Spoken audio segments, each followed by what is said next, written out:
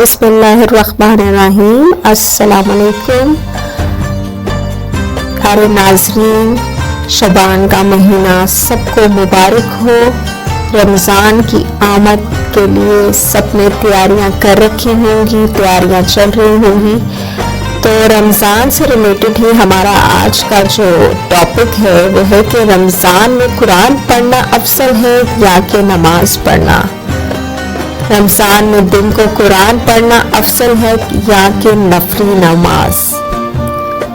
نبی کریم صلی اللہ علیہ وآلہ وسلم کا رمضان المبارک میں طریقہ یہ تھا کہ آپ مختلف قسم کی عبادات میں کثرت سے مشغول رہتے تھے۔ رات کو جبرائیل علیہ السلام سے قرآن کا دور کرتے، اور جب نبی کریم صلی اللہ علیہ وآلہ وسلم جبرائیل علیہ السلام سے ملتے تو آپ خیر اور بلائی کرنے میں کوشش کرتے، سخاوت میں تیز، آندھی سے بھی زیادہ بڑھ جاتے۔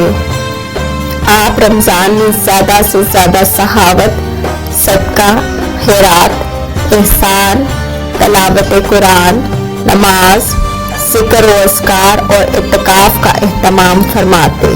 نبی کریم صلی اللہ علیہ وآلہ وسلم کا اس مہینے میں یہی طریقہ کار ہوتا تھا۔ اور رہا یہ معاملہ کہ قرآن کی تلاوت افضل ہے کہ نفلی نماز، تو یہ لوگوں کے حالات کے اعتبار سے مختلف ہوتی ہے، اور اس کا اندازہ اللہ تعالیٰ ہی کرنے والا ہے، کیونکہ اللہ تبارک و تعالیٰ ہر چیز کا احاطہ کیے ہوئے ہے۔ کتاب میں احکام اللہ تعالیٰ نے واضح فرما دیے ہیں، اور بعض اوقات کسی شخص کے حق میں کوئی عمل افضل ہوتا ہے، لیکن وہی عمل دوسرے شخص کے حق میں افضل نہیں ہوتا، بلکہ اس کے حق میں دوسرا عمل افضل ہوتا ہے۔ یہ تو اللہ تعالیٰ کے ہاں عمل کے قرب کے اعتبار اور نسبت سے منسلک ہوتا ہے۔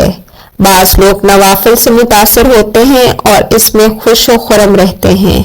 اللہ تبارک و تعالی ہمیں دونوں کی رضا میں خوش ہونے کی توفیق عطا فرمائے، اور ہمیں زیادہ سے زیادہ عبادات کرنے کی بھی توفیق عطا فرمائے۔ تو اس لیے نوافل ان کے حق میں زیادہ افضل ہیں،